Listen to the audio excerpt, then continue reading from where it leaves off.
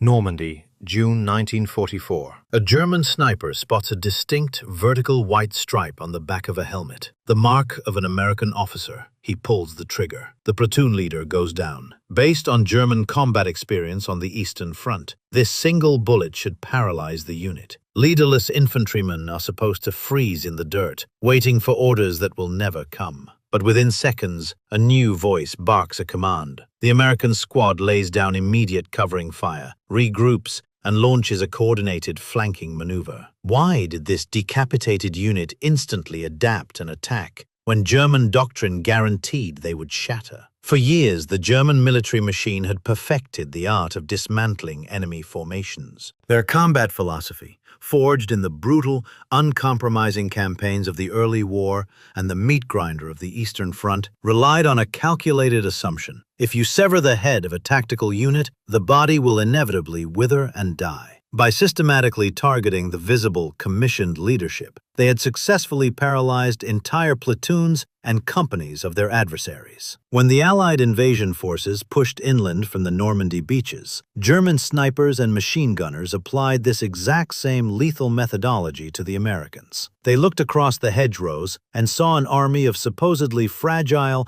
inexperienced draftees. To the battle-hardened German veterans, these American formations were filled with former clerks, mechanics, and farmers who had only recently put on a uniform. Surely, removing the lieutenants and captains would send these raw recruits spiraling into chaotic retreat. But that calculation was deeply flawed. The deliberate tactic to decapitate American leadership on the battlefield fundamentally backfired, exposing a critical misread of the enemy. The truth lay in a hidden architecture, a deliberate organizational design buried deep within the American infantry platoon, completely invisible through a sniper's scope. It was rooted in the cultural DNA of the United States Non-Commissioned Officer Corps. The reality of this battlefield phenomenon goes far beyond myths of spontaneous heroism. It is a story of structural engineering and organizational resilience. The American military had quietly built a decentralized nervous system for its frontline units,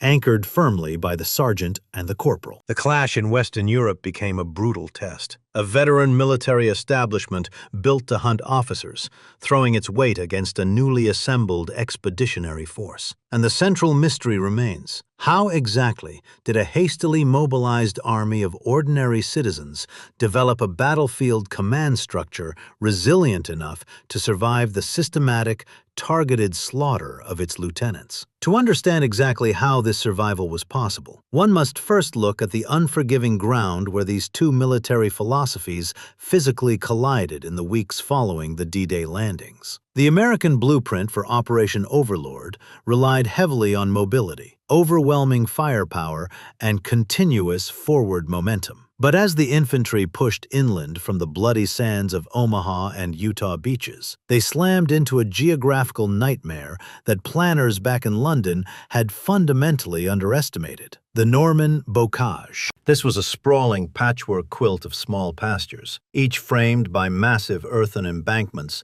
dating back to the Roman era. These banks, often 4 to 6 feet high and several feet thick, were crowned with dense, tangled hedges, ancient oak trees, and thick, impenetrable brambles. In this claustrophobic labyrinth, line of sight was brutally compressed. An infantryman could rarely see more than 40 or 50 yards in any direction. The terrain effectively neutralized the Americans' greatest tactical advantages: massed artillery, armor superiority, and centralized command. When a battalion entered the hedgerows, it instantly and violently fragmented. Regimental colonels and division generals were suddenly blind. Even company commanders found themselves entirely cut off, unable to locate their own platoons, fighting just on the other side of a wall of vegetation. The acoustic environment of the bocage was equally chaotic. The dense earthen walls distorted the sounds of gunfire, making it nearly impossible to determine the exact origin of a sniper's shot or the location of an enemy machine gun. Radio signals, heavily relied upon by American commanders, bounced off the damp earth or failed entirely in the sunken lanes. Maps proved hopelessly inadequate, as every single field looked exactly like the one before it. The sprawling, grand strategy of the European invasion violently shrank in scale. The war was no longer being fought by sweeping divisions. It was being fought by isolated 40-man platoons, trapped inside natural green fortresses, completely cut off from higher command. For the German defenders, the bocage was the ultimate force multiplier. However, it would be a critical historical error to assume the Wehrmacht relied solely on static, rigid defense, or that initiative was a uniquely American trait. In fact, the German army operated heavily on the principle of Auftragstaktik, mission-type tactics. This doctrine prioritized the commander's overall intent over strict, step-by-step orders. German junior officers and seasoned non-commissioned officers were specifically trained to assess the local tactical situation and take independent action to achieve the objective. They were not waiting for a general to tell them where to place a machine gun. They knew exactly how to maximize the terrain themselves. They anchored these decentralized, lethal defenses on the MG-42, a weapon capable of firing up to 1,200 rounds a minute, ripping through the thickest brush. German squads meticulously positioned these machine guns at the corners of the pastures to create deadly, interlocking fields of crossfire. They pre-registered mortar coordinates on the natural choke points, the few gaps in the hedges where men or tanks had to pass. And above all, they concealed their sharpshooters and snipers deep within the dense foliage. The German infantry defending these fields were often hardened combat veterans, men who had survived the vast steppes of the Eastern Front and who deeply understood the deadly mathematics of small unit warfare. They knew from brutal experience that if you break an enemy's command structure, you completely break his ability to maneuver. Marching blindly into this meticulously prepared slaughterhouse were the newly arrived American infantry divisions. While some units possessed combat experience from the campaigns in North Africa and Sicily, the vast majority of the American Expeditionary Force was completely green. They were draftees who had spent the last 2 years training in the predictable, open environments of Louisiana or the rolling hills of England. Leading these men at the crucial platoon level were the second lieutenants. These junior officers were overwhelmingly the product of the 90-day Officer Candidate School, a crash course designed to mass-produce leadership for a rapidly expanding, mobilized army. They were highly dedicated, courageous, and thoroughly schooled in American tactical doctrine, which explicitly demanded that officers lead from the very front of the formation to inspire their men. But this exact doctrine, combined with standard American uniform regulations, turned these young leaders into highly visible, fatal targets. To the eyes of a veteran German sniper peering through a Zeiss telescopic sight, an American platoon leader was broadcasting his identity across the battlefield. Officers wore a vertical white stripe on the back of their helmets to help their men follow them in the chaos of combat. They often wore their silver or gold bar rank insignia pinned to their collars or painted clearly on the front of their steel pots. While an ordinary rifleman carried the standard M1 Garand, the lieutenant frequently carried a distinct weapon, such as an M1 carbine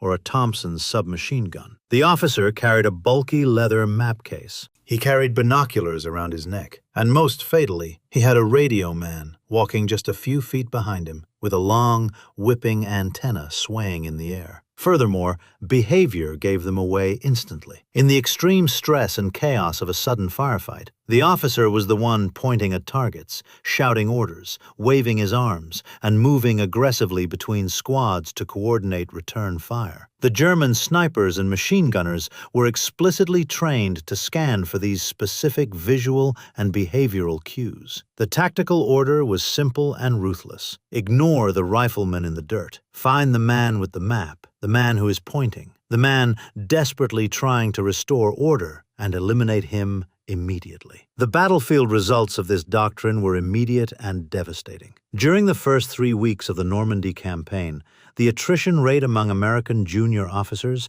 reached truly catastrophic proportions. A platoon would cautiously push through a gap in a hedgerow, The air would suddenly tear apart with the ripping sound of an MG-42, and the men would instinctively hit the dirt. The lieutenant would rise to his knees to assess the direction of the fire, raise his arm to signal a flanking maneuver to his squads, and a single 8mm Mauser bullet would drop him instantly. In many frontline rifle companies, the life expectancy of a new replacement lieutenant entering the combat zone was measured not in weeks or even days, but sometimes in mere hours. Platoon leaders were being killed or severely wounded so rapidly that enlisted men often didn't even have time to learn their new commander's last name before he was replaced by another young officer, who would often fall just as quickly. Statistically, being a frontline infantry lieutenant became the single most dangerous job in the United States military during the summer of 1944. This targeted slaughter was not merely a tragic loss of individual lives. It represented a massive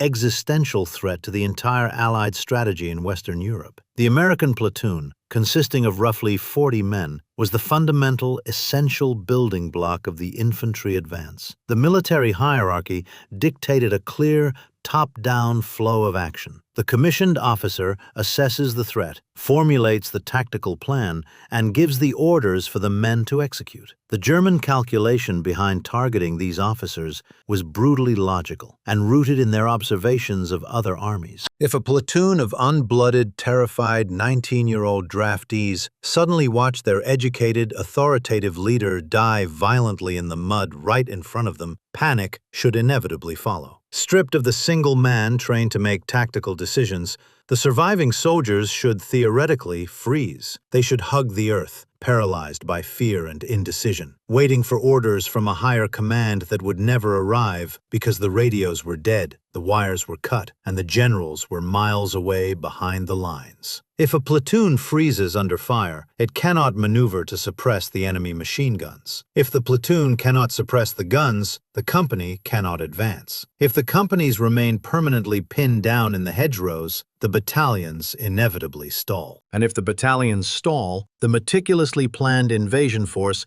remains trapped in a narrow, congested beachhead, vulnerable to a coordinated German armored counterattack that could push 1 million men back into the English Channel. By late June, this precise nightmare scenario was threatening to unfold across the Katahdin Peninsula. The deep mud, the interlocking crossfires, and the patient sniper scopes were systematically and efficiently deleting the commissioned command layer of the American frontline infantry. The vast, mechanized industrial power of the Allied war machine was being neutralized by single rifle shots in muddy, isolated farm fields. The invasion was on the absolute verge of grinding to a permanent, bloody halt, poised to shatter exactly as German tactical doctrine predicted. But just as the lieutenants fell and the German defenders waited for the inevitable American paralysis to set in, a quiet, hidden structural failsafe, deeply embedded in the blueprint of the American ranks, snapped violently into place. The moment a German sniper's bullet found its mark, and an American lieutenant collapsed into the Norman mud, that structural failsafe was activated. In the rigid military hierarchies of the era, the loss of a commissioned officer was the exact moment a unit was supposed to fracture. The standard expectation and the precise goal of the German defenders was that the surviving infantrymen would press their faces into the dirt, paralyzed by the sudden vacuum of authority. They were expected to wait for a runner to reach company headquarters, wait for a new officer to be sent forward, and wait for fresh orders to arrive. During that fatal hesitation, German machine gunners would adjust their fields of fire and systematically tear the stalled platoon apart. But in the hedgerows of Normandy, that anticipated paralysis rarely lasted more than a few terrifying seconds. Before the dust even settled around the fallen lieutenant, a new voice would invariably cut through the deafening roar of combat. A 21-year-old staff sergeant, his uniform caked in dirt and sweat, would roll behind a protective earthen embankment and instantly bark a sequence of tactical commands. He would not look back for a runner. He would not ask for a radio to call the captain for permission. He would not wait for a formal field promotion. He would immediately point to his Browning automatic rifleman to lay down a base of suppressive fire, signal a corporal to take the left flank, and order his men to push forward. To the German veterans watching from their concealed bunkers, this immediate, aggressive counter-response was profoundly disorienting. They had executed their tactical doctrine perfectly. They had successfully severed the head of the enemy formation. Yet, the body refused to die. Instead of freezing in panic, the American platoon simply bypassed the severed node in its command network. The tactical momentum barely even stuttered. Generations of post-war cinema and popular history have often painted these moments as acts of spontaneous, desperate heroism, the innate, rugged individualism of the American soldier stepping up in a crisis. But the battlefield reality of 1944 was far colder, far more calculated, and deeply institutional. This rapid assumption of command was not improvisation. It was a deliberately engineered protocol. The United States military had built its infantry chain of command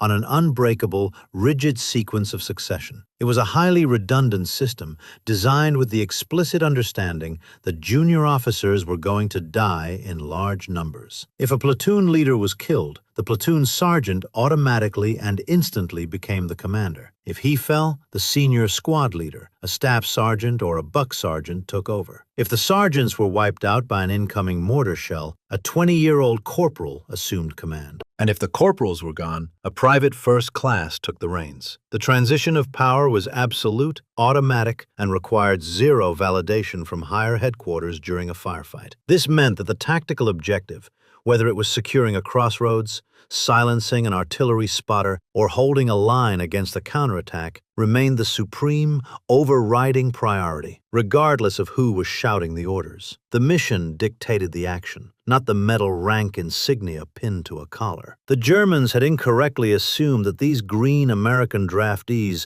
would react like the rigidly controlled conscripts they had fought on the Eastern Front, requiring an officer's pistol or a commissar's threat to drive them forward. Instead, the German defenders found themselves facing an enemy where authority had been aggressively decentralized down to the lowest possible denominator. The sniper in the tree line had done his job flawlessly. The commissioned officer was dead. Yet the assault continued with lethal, coordinated efficiency under the command of a young enlisted man. The system had not broken. It had simply and violently shifted gears. But commanding a 40-man rifle platoon in the middle of a chaotic, deafening firefight requires complex tactical geometry, precise fire distribution, and split-second decision-making. If the traditional military hierarchy was so dependent on the commissioned officer to do the thinking, where exactly did these young, inexperienced draftees, men who had never seen combat before stepping off the landing craft, learn to command a battlefield so effectively on the fly? To answer that question, it is necessary to look far beyond the immediate chaos of the Normandy hedgerows and examine the fundamentally different ways these two armies were engineered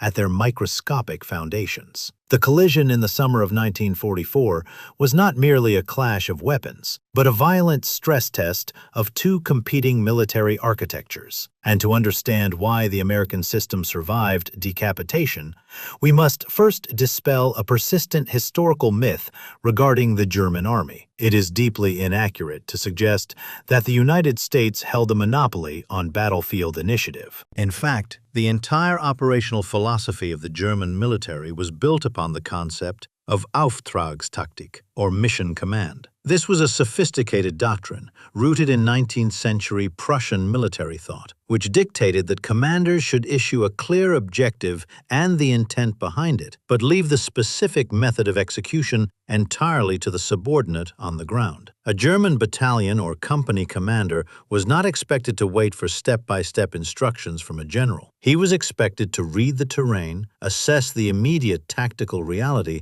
and aggressively exploit any opening he found. This philosophy created a highly lethal, adaptable fighting force that had successfully outmaneuvered the armies of Europe for years. Initiative was not just encouraged in the German ranks, it was a fundamental requirement for leadership. However, by the summer of 1944, a fatal disconnect had emerged between this grand operational philosophy and the grim reality of the German infantry squad in the dirt. While Auftragstaktik thrived at the company and battalion levels among seasoned officers, the lowest tactical building block of the Wehrmacht, the 10-man Gruppe, had become structurally rigid. This rigidity was driven by two converging factors: devastating manpower attrition and a total reliance on a single weapon system. Years of horrific, grinding warfare on the Eastern Front had hollowed out the German non-commissioned officer corps. The vast pools of highly trained, veteran professionals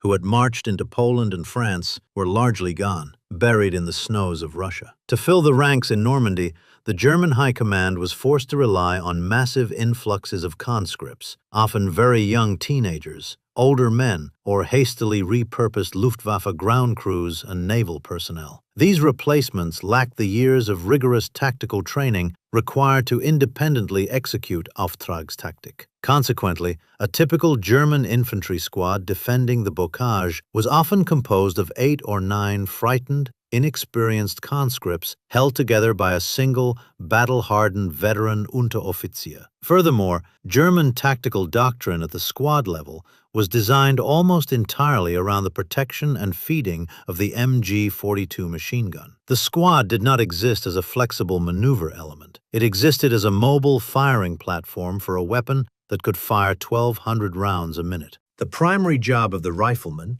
known as Schützen, was not to independently flank the enemy. Their job was to carry the heavy metal cans of ammunition required to keep the ravenous machine gun fed, to change its glowing red barrels, and to protect its vulnerable blind spots from enemy infantry. This created a highly centralized, fragile micro-hierarchy. The veteran squad leader possessed the tactical knowledge to position the gun and direct its fire. The conscripts simply followed his exact orders. If the machine gun jammed, or worse, if that single veteran NCO was killed by shrapnel or a sniper, the squad often suffered immediate, paralyzing, catastrophic failure.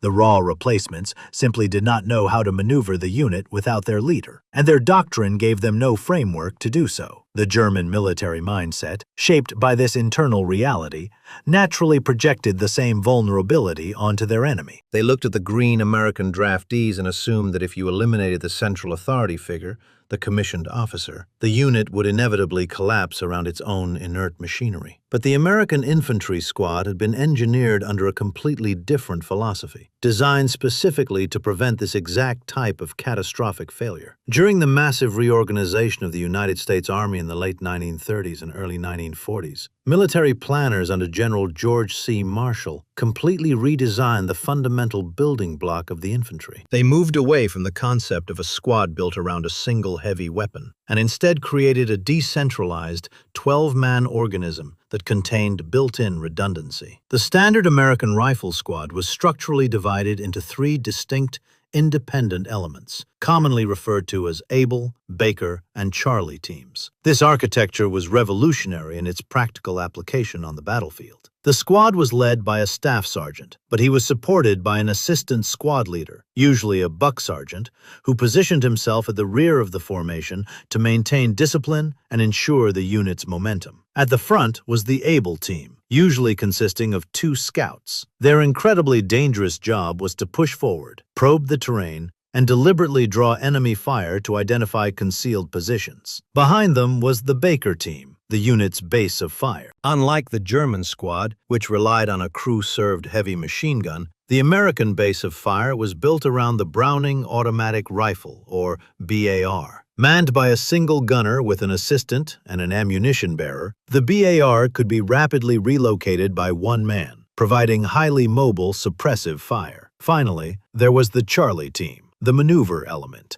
consisting of 5 riflemen armed with the semi-automatic M1 Garand. This internal geometry meant that a single 12-man American squad possessed everything it needed to independently execute a complex tactical engagement. It did not need a lieutenant to dictate its every move. The moment the Able team scouts took fire from a concealed German position in the hedgerows, the system automatically engaged. The Baker team would immediately deploy the BAR to lay down a heavy base of suppressive fire, forcing the German defenders to keep their heads down. Simultaneously, The Charlie team, led by the assistant squad leader, would instantly begin a flanking maneuver through the brush to destroy the pinned-down enemy. This fire and maneuver capability was not improvised under pressure. It was hardwired into the unit's organizational DNA. If the staff sergeant was killed in the opening volley, the squad did not freeze. The assistant squad leader simply absorbed the command, the surviving members condensed the teams, and the tactical mechanism continued to grind forward. The American squad was essentially a miniature self-contained platoon, capable of localized problem-solving without needing administrative permission from above. However, a structural blueprint is utterly useless without the human software required to run it. The complex geometry of the Abel-Baker-Charlie system demanded leaders who could think, adapt, and process overwhelming amounts of chaotic information in a fraction of a second. If the traditional military hierarchy relied so heavily on university-educated, commissioned officers to do the intellectual heavy lifting, the United States Army faced a monumental challenge. They were mobilizing millions of ordinary citizens, clerks, mechanics, farmers, and students, and turning them into soldiers overnight. How did they forge an enlisted leadership class capable of seamlessly replacing dead officers? The answer lay in the vast, dusty training camps that sprang up across the United States between 1941 and 1944. From the sprawling pine forests of Camp Blanding in Florida to the massive staging grounds of the Louisiana maneuvers, the American military quietly transformed its training infrastructure into highly intensive, decentralized leadership academies for its non-commissioned officers. In many traditional European armies of the era, the primary role of the sergeant was strictly disciplinary. He was the enforcer, the man who ensured that boots were polished, rifles were clean, and the officer's orders were followed without question. But American training doctrine, codified in manuals like Field Manual 710, demanded far more from its NCO Corps. The United States Army deliberately cross-trained its sergeants and corporals in technical and tactical disciplines that other nations reserved exclusively for the commissioned ranks. An American infantry sergeant was not merely taught how to march men in a straight line or shout orders. He was extensively trained in the complex mathematics of modern warfare. He was taught how to unfold a topographical map in the middle of a rainstorm, orient a compass, and accurately calculate grid coordinates. He was trained in the precise radio protocols required to call in fire missions from 105mm artillery batteries miles behind the lines, adjusting the explosive impact by calling out corrections over a static-filled radio network. He was schooled in the grim logistics of frontline combat, calculating ammunition burn rates, establishing casualty evacuation routes, and organizing the distribution of rations and medical supplies while under fire. During massive division-level war games in the United States, umpires wearing white armbands would intentionally walk up to a commissioned officer in the middle of a simulated firefight, tap him on the shoulder, and declare him a casualty. The umpires would then stand back with clipboards and watch closely. The platoon was expected to immediately absorb the loss, seamlessly transfer command to the senior enlisted man, and continue the assault without a single pause in momentum. If the unit bogged down waiting for a new officer, it failed the exercise. The Army was deliberately conditioning its formations to view the loss of an officer not as a catastrophic failure, but as a routine, anticipated, mechanical transition. This rigorous institutional training was massively amplified by the unique cultural background of the American draftee. In the 1940s, the United States was the most heavily industrialized and mechanized nation on Earth. The men filling the ranks of the non-commissioned officer corps were frequently men who had spent their civilian lives operating complex systems. They were shift foremen on assembly lines, site managers on construction projects, mechanics who diagnosed engine failures, and farmers who managed large, mechanized agricultural operations. They brought this inherent civilian pragmatism directly into the military structure. They were culturally accustomed to independent problem-solving, mechanical troubleshooting, and operating in environments that did not rely on rigid aristocratic class distinctions. When an American lieutenant fell dead in the Normandy dirt, the 21-year-old sergeant from Chicago or Detroit did not experience a paralyzing psychological loss of a social superior. He saw a critical vacancy in the management structure of his unit, and just as he would have done if a foreman walked off a factory floor, he simply stepped up, assumed responsibility, and kept the machinery running. The mission objective was the product, the squad was the assembly line, and the NCO was the floor manager ensuring the quota was met, regardless of who signed the paperwork at the top. As the brutal weeks of June 1944 dragged into July, the horrific reality of this structural resilience began to bleed into the intelligence reports of the German High Command. Tracing the evolution of these internal dispatches provides a chilling window into a military machine slowly realizing it had fundamentally misread its enemy. In the early days following the invasion,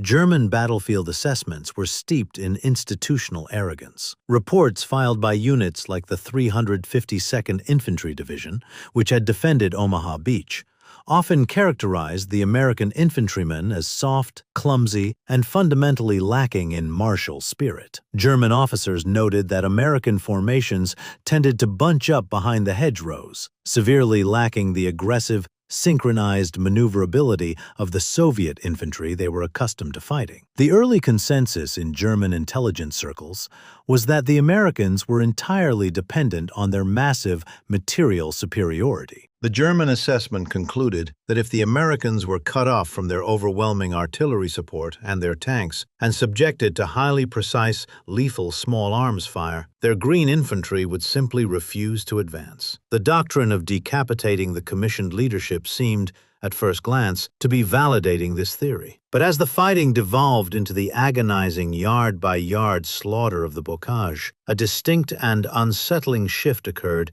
in the tone of the German after-action reports. Dispatches from elite veteran units, such as the Fallschirmjäger paratroop regiments and the mechanized Panzergrenadiers, began to note a terrifying pattern emerging from the dense foliage. A German sniper team would meticulously set up an ambush at a critical crossroad. They would wait patiently as an American platoon cautiously advanced down a sunken lane. Identifying the visual cues, the map case, the radio antenna, the hand gestures, the sniper would put a bullet through the chest of the American lieutenant. The MG-42 would immediately open up, tearing through the vegetation and pinning the American squad to the muddy ground. For a brief, agonizing moment, the German defenders would see exactly what their doctrine predicted: chaos, screaming, and a unit momentarily paralyzed by the shock of losing its commander. But then, the anticipated collapse failed to materialize. The intelligence reports began to highlight a deeply disturbing phenomenon. Instead of remaining pinned down or retreating in panic, the decapitated American unit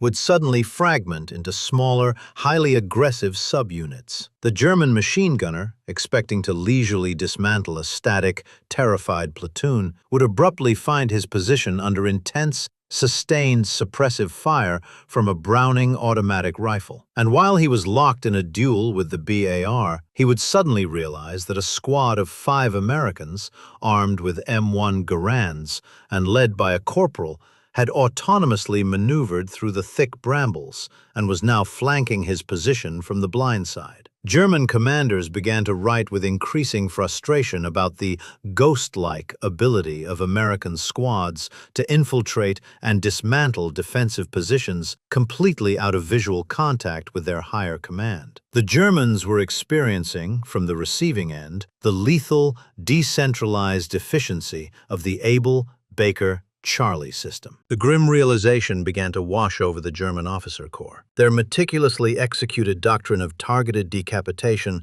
was not paralyzing the Americans. It was inadvertently unleashing them. By specifically hunting and killing the commissioned officers, the German snipers were inadvertently stripping away the administrative and communicative layer of the American platoon. The lieutenant was the man responsible for maintaining the broader operational picture. He was the man trying to coordinate on the radio with the company commander, trying to ensure his platoon stayed perfectly aligned with the adjacent units on his flanks, and trying to execute the battalion's complex master plan. When the sniper's bullet killed the lieutenant, it effectively severed the platoon's leash to higher headquarters. The unit instantly reverted to its base survival programming. The 20-year-old staff sergeant who automatically assumed command in the dirt did not care about the battalion commander's master plan. He could not coordinate with the adjacent companies because the radio man was often dead or the equipment was smashed. He cared about only one thing, the specific German machine gun that was currently pinning his men down, and how to destroy it immediately. The German tactic of eliminating the officers was essentially removing the bureaucratic brakes from the American infantry. It was activating highly autonomous, heavily armed American subunits that stopped waiting for orders, stopped worrying about the broader strategic alignment, and simply began a systematic, hyper-aggressive dismantling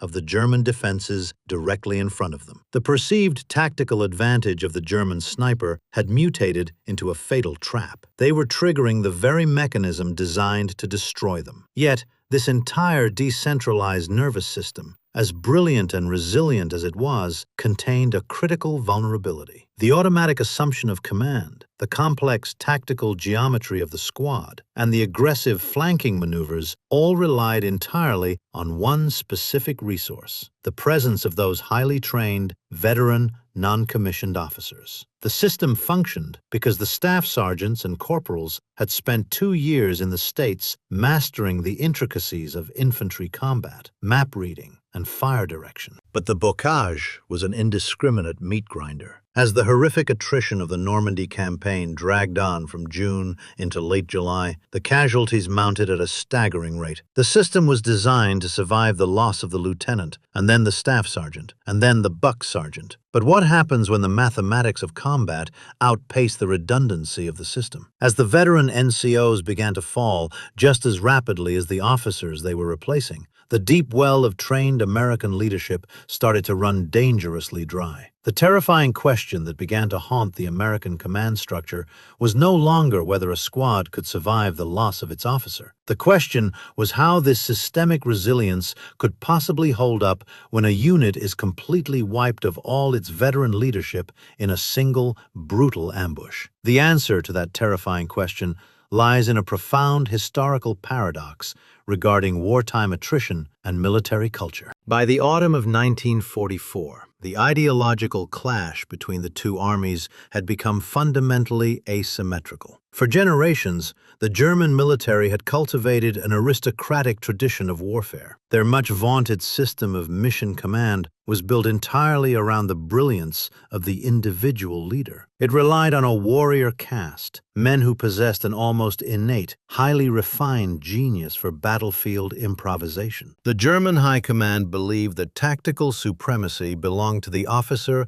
who could read the terrain like a chessboard and execute independent, masterful strokes. But this aristocratic military tradition was slowly and irreversibly bleeding out. The fatal flaw of relying on individual battlefield genius is that genius cannot be rapidly replaced once it is killed. The horrific casualty rates of a multi-front war meant that the veteran officers and highly seasoned non-commissioned officers who actually understood this traditional flexibility were dead. In their place stood hastily drafted replacements. When a German unit lost its commander in late 1944, it didn't just lose a leader, it lost its entire tactical brain. The replacements lacked the years of specialized cultural and military conditioning required to make independent decisions under fire. The German war machine was starving for competence because it had built a system that demanded exceptionalism. The American military, conversely, did not rely on individual battlefield genius. It actively planned against it. The United States approached the grim mathematics of global warfare not with aristocratic military tradition, but with deeply ingrained industrial pragmatism. The War Department recognized that it could never cultivate millions of brilliant tacticians in a matter of months. Instead, they relied on something far more uniquely American: standardized, mass-produced competence. The frontline infantry functioned much like a Detroit assembly line. It operated on the cold, pragmatic assumption that every single soldier, especially the frontline lieutenant, was an entirely expendable, standardized component. If a cog broke, the machine was explicitly designed to accept a replacement cog without halting production. American initiative on the battlefield wasn't born from a romantic warrior ethos. It was born from a civilian culture that valued practical problem-solving. When an American unit lost its veteran leadership, it didn't collapse because the system didn't require the next man up to be a tactical savant. It only required him to know the standard operating procedure. The manual was the genius, not the man. The German military fundamentally failed to understand that it was fighting an industrial approach to warfare that treated the death of an officer as a routine mechanical failure. But relying on an assembly line of standardized leadership is one thing in theory. As the Allied armies pushed closer to the borders of the Third Reich, the weather turned freezing, and veteran casualty rates skyrocketed beyond any planner's worst nightmare. This theory of standardized competence was about to face its most brutal and unforgiving test in the darkest woods of Germany. That test came in November 1944, within the sprawling 50-square-mile nightmare of the Hürtgen forest. If the Normandy bocage was a labyrinth, the Hürtgen was a claustrophobic green tomb. Towering, densely packed fir trees blocked out the sun, turning midday into a freezing, perpetual twilight. The rugged ravines and rain-soaked ridges were heavily fortified by the deep defenses of the Siegfried Line, a massive interconnected network of concrete pillboxes, hidden minefields, and pre-registered artillery zones. Here, combat was agonizingly intimate and heavily compartmentalized. Platoons fought entirely isolated in the gloom, blinded by freezing fog and deafened by tree-burst artillery that showered the forest floor with lethal splinters of wood and steel. It was in this freezing darkness that a documented engagement perfectly illustrated the cold efficiency of the American structural failsafe. An infantry platoon from the 1st Army was cautiously advancing up a steep wooded draw when a concealed German bunker complex opened fire. The ambush was textbook, sudden, and devastating. In the opening seconds of the engagement, the German machine gunners systematically identified and eliminated the American command structure. The lieutenant leading the formation was killed instantly by the first burst. As the men hit the freezing mud, the platoon sergeant moved to consolidate the line, only to be cut down by a sniper. The senior squad leader, attempting to throw smoke to conceal their position, was hit moments later. In less than 3 minutes, the entire veteran leadership layer of the 40-man unit had been completely wiped out. Inside the concrete pillboxes, the German defenders paused to observe the result. According to their tactical doctrine, they had achieved a perfect decapitation. The Americans were pinned down in a muddy ravine, taking fire from elevated fortified positions, with no surviving officers and no senior sergeants left to dictate a response. By all German military logic, this platoon was mathematically dead. The surviving infantrymen were supposed to break in panic, surrender, or remain frozen in the dirt until the mortars systematically picked them apart. Instead, the command fell automatically to the next man in the rigid chain of succession, a 19-year-old corporal, a drafted civilian with less than a year in uniform. Facing the sudden, violent death of his superiors and the immediate threat of annihilation, the teenager did not attempt a stroke of tactical genius. He simply executed standard operating procedure. Dragging himself through the mud, he physically gathered the surviving squad members. He ordered the automatic riflemen to immediately establish a continuous base of fire against the bunker's narrow slits, forcing the German gunners to step back from their weapons. He then crawled to the dead radio man, retrieved the heavy SCR-300 backpack radio, and successfully established contact with the heavy weapons company. Reading a waterlogged topographical map, he calculated the grid coordinates and called in a highly accurate 60mm mortar strike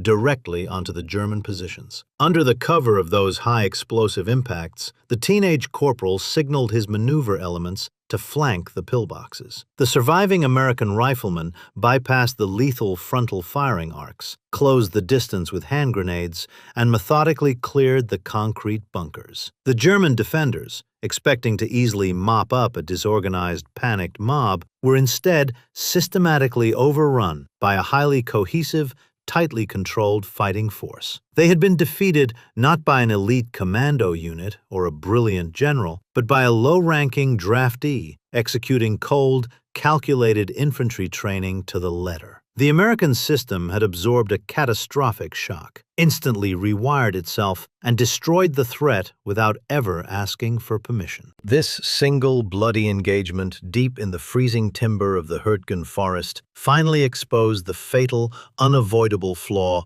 lying at the very heart of the German tactical strategy. We return then to the Norman bocage in the summer of 1944. A German sniper peers through his Zeiss optic, carefully aligning the crosshairs on the white, vertical stripe of an American helmet. He pulls the trigger, and the platoon leader falls. The shot is technically perfect. The tactical execution is flawless. The German High Command can proudly record another successful decapitation of an enemy unit. But looking through the lens of structural reality, that strategically accurate shot was ultimately meaningless against the American organizational design. The German military spent the better part of the war hunting ghosts. They were relentlessly aiming for the head of the American military machine, completely failing to realize that the United States infantry did not possess a single vulnerable brain. The U.S. Non-Commissioned Officer Corps operated as a highly decentralized, fully autonomous nervous system. It was an intricate web of sergeants,